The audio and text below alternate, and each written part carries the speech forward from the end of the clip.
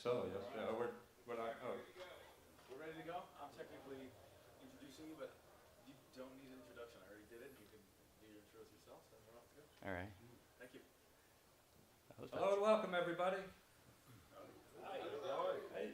My name is Daryl Snyder, and this is Daniel Chang, and we are a part of CryptoSumer LLC.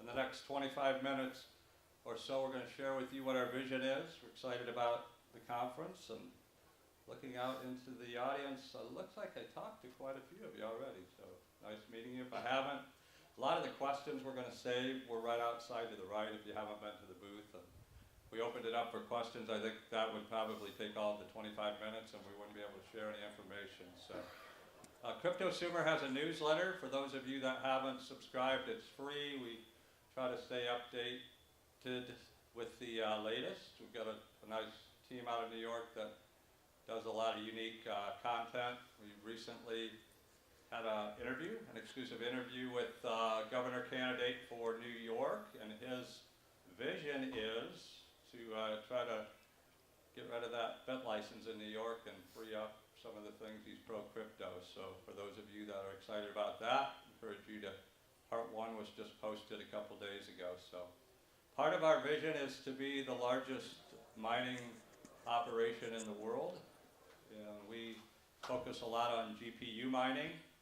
We believe once mining is perhaps not as profitable as it is currently, that we will be transitioning into some AI. So we like GPU in regards to the ability to go into AI. Because of our commitment, some pretty serious financial resources to companies like NVIDIA and AMD, we have created some unique opportunities in mining. And what we're going to talk about today are what we believe to be are the three key elements if you're serious about mining: being competitive and being profitable. So Daniel, I don't know if you'd like to add. This is Daniel. He's the CTO, COO, and if anybody has met either of us so far, you'll know if you have any technical questions about hashing and megawatts and kilowatts and, and numbers, Daniel's the guy. So I'm going to introduce Daniel and go ahead and share what you'd like to, and I'll come back in. Awesome. Thanks, Daryl. Hey, everyone. Who here is in mining right now? Half the room. So I'm assuming the other half hasn't yet. Who has not started mining yet that wants to get into mining? The other half of the room. So I guess that's why you guys are here. So that's good. I'm going to take as much time as I can during our presentation time to kind of share with you a little bit of the history, of the vision of our company. Somewhere in there's a moral of the story. And hopefully you guys get some nuggets somewhere to be able to help you to increase your capacity to start your own mining services, to increase your current mining operations, or really just at the end of the day to see whether or not it's something for you at all. Because maybe it's not. So Daryl and I, we've come together many years ago in a different type of a business. We have absolute highest respect for each other, and really just kind of things really clicked in the summer of last year where we started getting into the mining space. And fast forward a whole whopping few weeks, we ended up starting our own company, getting into mining. And we have been able to achieve so much in such a short period of time for many reasons. Basically, you guys have heard that quotation, the harder I work, the luckier I get. That's really what's been happening. We've been just getting so lucky because we've literally been working our tushes off to be able to achieve the things that we've been able to achieve. So as Daryl had mentioned, with our significant commitments to AMD and NVIDIA, we've been able to really have some tremendous opportunities with them, and we can talk about that a little bit more outside at our booth. But I want to share with you basically the top three main areas of dilemmas of cryptocurrency mining operations. And you guys all who have your mining operations, whether it's 1 miner or 50 miners or 100 miners, you probably already know what I'm talking about. So, it's all cool if you guys just disregard what I'm saying. So dilemma number one, obviously, is money. It's capital, right? So it's like, who has no problem with capital? Nobody's putting up their hand, right? Some people have more problems or challenges than others, and some don't. And that's okay. But you've got to make sure that you obviously have that money, and always consider the fact that whatever capital you think you need, multiply it by 1.7 or 2, because something else is going to come along the way where it's going to stop your operations. We've had so many opportunities come our way where it's like, hey, you've got this building, it's got 4.5 megawatts. I'm calculating like, okay, and the cost and the square footage, and it's phenomenal, it's great. But at the end of the day, when we actually were going to sign on the dotted line, it was, oh, I'm sorry, 2.2 megawatts of that's actually allocated to HVAC, so you only got 2 left. It's like, dang it, how much more for the extra power? Oh, it's $1 million a megawatt. What? How long is that going to take? 18 months. What? So always allocate more money and more capital in order to be able to continue growing your facilities.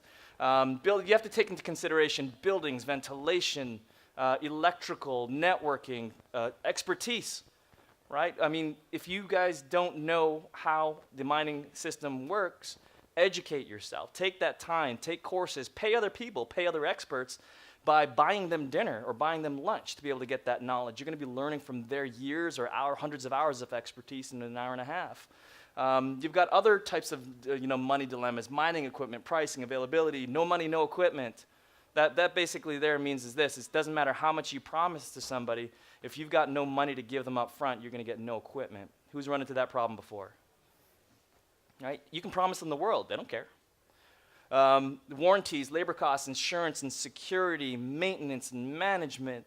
I mean, you're looking potentially at hundreds of millions of dollars of equipment sitting in a location. You've got to take the time to invest in the facilities themselves. In some situations, you may have to put up barbed wire. In some situations, you're going to have 24/7 security, right? And then you got to look at your cost of maintaining and managing. You know, who's got 50 machines up and running? 50. All right, so you got 50. So great. So you guys got at least 100 plus machines between the two of you guys. How much time does it take you to manage 100 machines or 50 machines? A lot of it up front, right? Right. And what happens when something hits the fan? A lot more time, a lot of this stuff. Now multiply your quantities by 10. It's a lot more time, right? So the couple in the front, how many machines do you guys have? 100? All right. Are you guys partners? Yeah. Like married? Yes. Right. Do you both participate in managing the systems? Okay, great. So that's good because both partners can do it together, and you guys can have romantic dinners in the mining operations. So that's good because many times it's just one person, right? So then it's like, honey, you spend too much time in the mining center. Sometimes we just sit there. It's kind of like when I first bought my first front-loading washing machine. I don't know if anybody else has done that, but I literally got a chair and I sat in front of it and just watched it. And I can sit in front of my monitor and look at it hashing. It's just telling me how much temperature, but I can just sit there for hours and watching it do it. Damn, that's awesome. So you got to look at all of the costs of the maintenance and management. So what I've learned is through standard project management, the typical project basically is overrun by 1.67 times. So 2/3 mismanaged time, finances. So if you think you're going to get a contract done in so much period of time, likely it's going to take 1.67 times that. If you think it's going to cost you $1,000, likely it's going to cost you $1,670. So continue to allocate that type of buffer into the financial areas. Second dilemma is basically materials. NVIDIA, AMD, Bitmain, other suppliers. Who's had amazing experiences buying hardware from any of these suppliers? Put up your hand. Like, who's had flawless relationships? I got one in the back.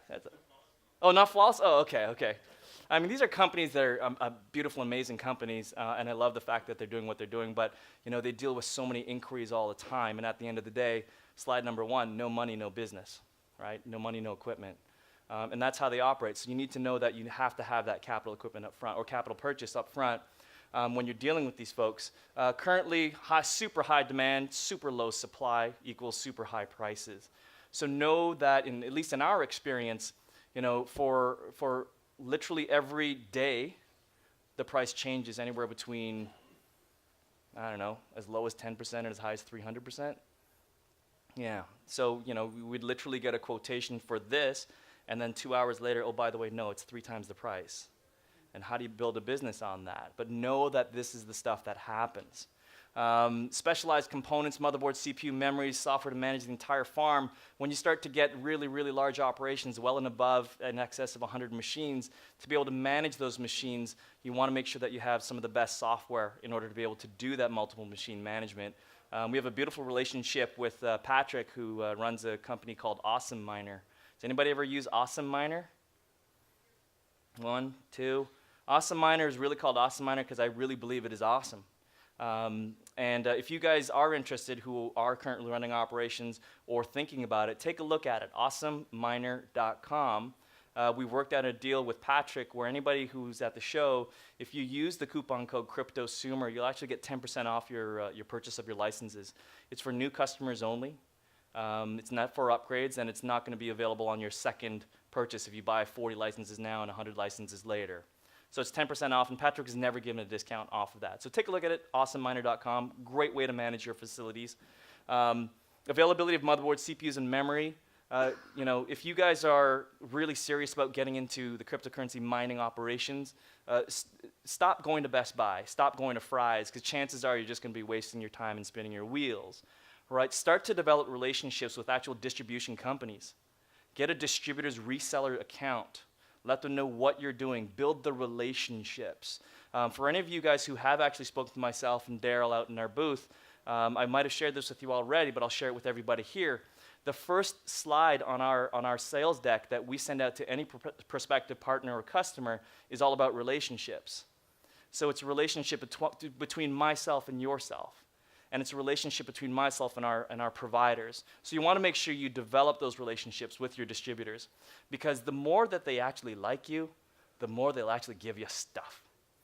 Okay, so make sure you honor those commitments, make sure you honor those relationships with them, and I promise you, respect goes a long way in this industry.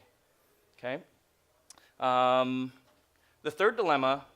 Management. So obviously hiring knowledgeable staff, either learning it yourself or getting the experts to do it for you. Industry experts and consulting, there's tons of fees with this. Management of servers, rigs, finances, bookkeeping. Who here has already filed taxes for the cryptocurrency gains in 2017? Yeah, exactly. Which rule do I follow? Is it a capital gain or is it a barter? I mean, I'm from Canada, and so it's so weird. I mean, not only is it treated as a capital gain, but it's treated as a barter. We tax barter. So if I literally said, John, let me mow your lawn if you coach me for 1 hour, technically you're supposed to pay tax on that, and I'm supposed to pay sales tax on that because it was barter. So in Canada, if I use my cryptocurrency to buy a Lamborghini, I have to pay the government, tax as barter tax. So actually I have to pay them sales tax on something that was completely virtual in that space. So always consider that and know that, so there's only two definite things in life: death and taxes. Yeah. Guys, if you guys have a digital wallet address, you're being tracked and you're being monitored. You already know that there's tons of benefits to the open ledger system. There's also a ton of tracking possibilities. Do you guys know that the IRS is working with the company that currently is monitoring and building a database of digital wallets and finding who their owners are? Yeah, so if you try to hide, good luck. You're going to get in huge trouble. So just always think, and really I think one of the mottos I want to share with you guys is just completely think bigger, right? Think bigger and know that you're going to have to pay taxes, but there's other ways. I met a bunch of tax people in this hallway that actually can bring your capital gains taxes down to 0%. Like, who's interested in that? Right? Who met those guys? Yeah, if you haven't, come to us and I'll give you this information. It's right here. Completely legal. It's just, there's different ways and methods of doing that. But, so there's different ways of doing that, and you have to take all of those things into consideration. Physical, electronic security measures, buyers, inventory management. It's really challenging when you start to get larger in order to be able to take care of all of these things yourself. I'm a man who wears many hats, but at the end of the day, I only have so many hours that I can allocate towards my business and actually have a really good relationship with my wife and my children. So you have to bring in other individuals to be able to manage those areas of your life. So that whole relationships thing that I was talking about a few minutes ago is going to be very, very important for you to be able to have a sane life. Genetically speaking, I can't really grow a beard, but if I did, it would be this long because of how much time I spend, at my computer system. So you guys want to keep into consideration all of those different factors. And so when I talk about thinking bigger, right, like who hasn't started a mining operation but is interested in one? All right, so like how many miners do you think you can do? No idea. All right, come up with a number. 100, all right. So that's just your first step though. Where do you think you want to be? Right, think bigger. Think bigger, man. It's like, think bigger to the point where you cannot think bigger. And it's going to happen. Daryl and I, we started this company. It actually is kind of a fluke, where we were actually helping a company transition from one country to another. We developed all the relationships. Actually, this man developed all the relationships with these different vendors and partners. And the company backed out on us in the last minute. And we had literally volunteered hundreds and hundreds of hours in a short period of time developing these relationships when this company backed out. So I was at a meditation retreat in India when he told me, and the great synergy that we have, the great synergy that we actually have, beautiful relationship, right, is that we basically said, let's start our own company. Everything happens for a reason. Let's start our own company. What was good out of that? Microphone? Yeah. Everything happens for a reason, and what came of it was what was the good, and we can't imagine what would have happened if that wouldn't have happened. We wouldn't be here. We wouldn't be standing in front of you. We wouldn't be having negotiations and communications with the largest chip providers in the world. So it's, when something happens, instead of like getting all freaked out about it and thinking it ruined your business, step back from it and say, what am I learning from what happened? How can I take this information and make it better? And you know what, I don't know how much time we have left. We've condensed this to 25 minutes, but most of what everyone's interested in is how to profit from mining, right? I don't think anybody's in this room to just say they mine and lose money. That wouldn't be fun, although maybe the experience of mining would lead you to something else. One of the most popular questions that we get is, why don't I just take the money that it costs to invest in mining machines and just buy coins? How many of you have thought about that before when you looked at mining? How many have actually come to reasoning and said it actually is better to do one or the other? Who came up with an answer? I kind of fit right in the middle there because I decided to go cloud mining, and I bought some contracts with Genesis. Yeah. And when I signed up and invested originally in my hash power, they said they were lifetime SHA-256 algorithms. Not anymore. Nope. And so what seemed like a really good investment at first, now with all of the rewards changing, and all of the forking, and it's changing the scenario. So, now when I tell people that I'm cloud mining, they look at me and they kind of laugh, but they don't really give me a reason why they're laughing.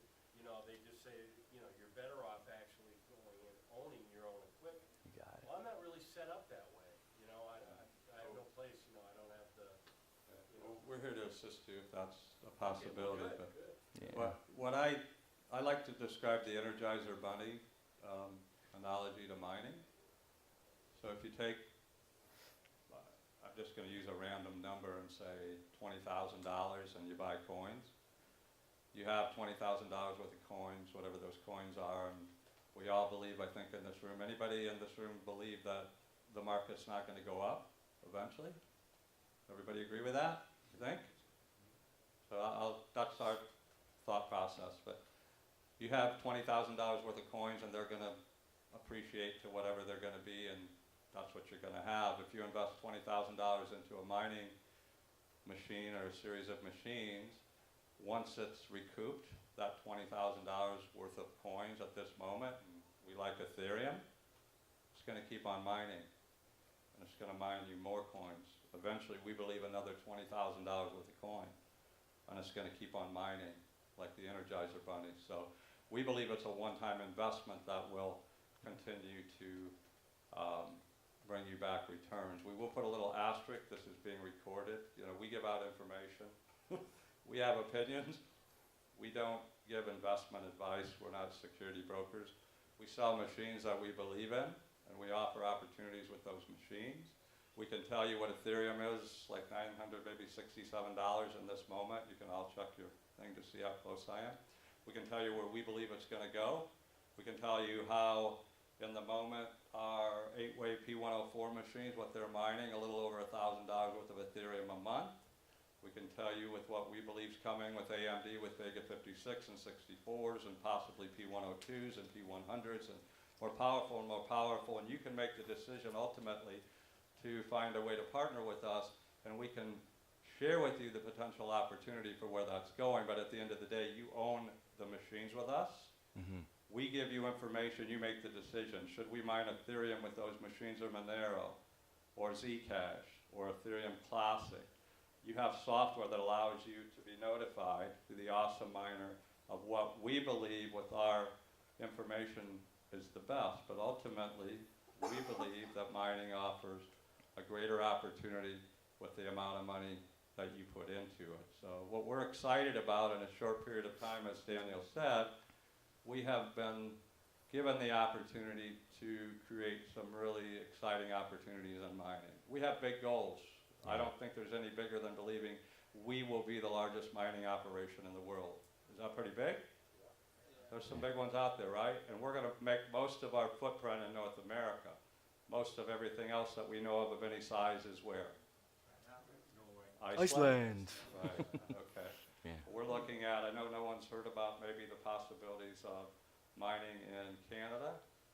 Is there anything in Canada happening? Yeah, we've heard. And places here in the States, there's people in the room that are offering great opportunities for a lot of megawatts and a lot of low-cost electricity with a lot of properties. So what we're interested in is relationships. We're not in it to sell you a machine and make money and say thank you and say goodbye. We're in it for partnerships. Our goal as a company, people say, well, if your equipment's so good, why don't you just go out and buy all the equipment yourself and keep all the mining?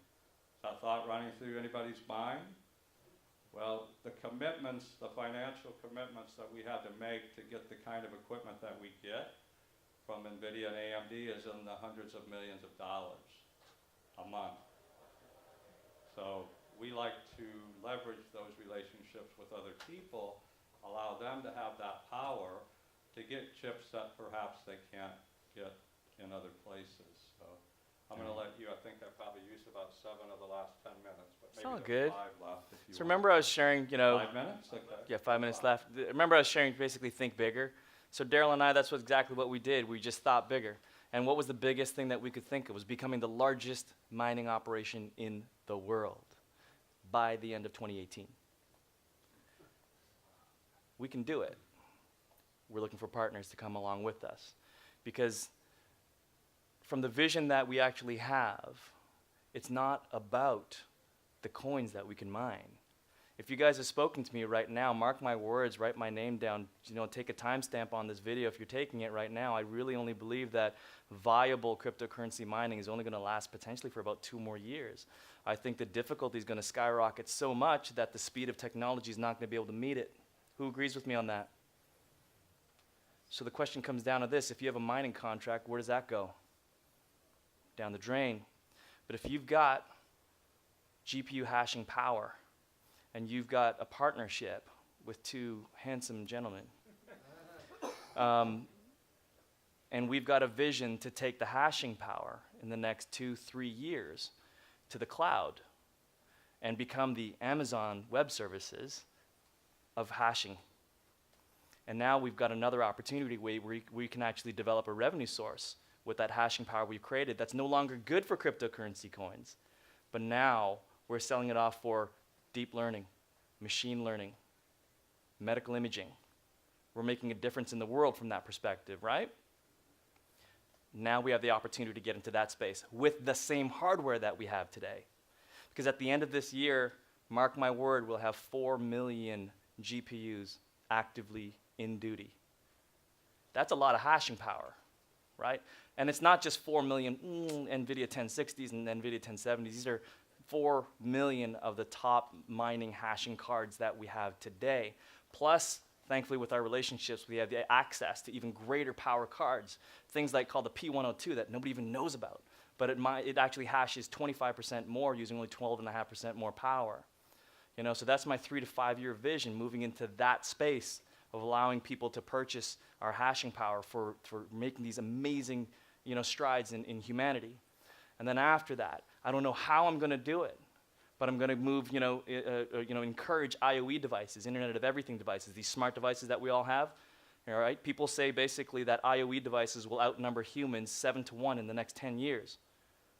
All right, so we'll have like Nest thermostats on our chest. Like, we're going to have everything happening with that. But what happens in those systems if they get hacked? You guys have all seen movies where people's identities get erased. Well, could they do it on the blockchain? It's really hard to do that on the blockchain. So what if, I'm thinking big here, I said, what if we can bring IoE devices to the blockchain and utilizing the hashing power that we all have as a partnership to be able to maintain that system? Does that sound pretty good? So we have a long-term vision of where we're taking our company, and that's where we're bringing on the partners to be able to utilize it. Cryptocurrency mining, that's only the first step, but we've got a massive, massive future ahead of us. So when I say think bigger, I'm talking think bigger. Think beyond what the next step is. And guys, I'm telling you right now, this room, if I take a mental snapshot right now, this room are the innovators and the leaders of the next 5 to 10, 15 years. And I'm really proud of everybody for getting into the space. A couple of months ago, I thought we were actually further beyond on the innovation adoption cycle. Do you guys know what that is? Yeah. Right, so basically early adopters, laggards, right? And then everybody to the masses. I thought we were actually closer towards the top, and now I actually noticed that I was wrong. We're actually still way early in the adoption cycle. So we are the early innovators. And, we're going to make a huge difference. So congratulations to all you guys for doing that. Thanks.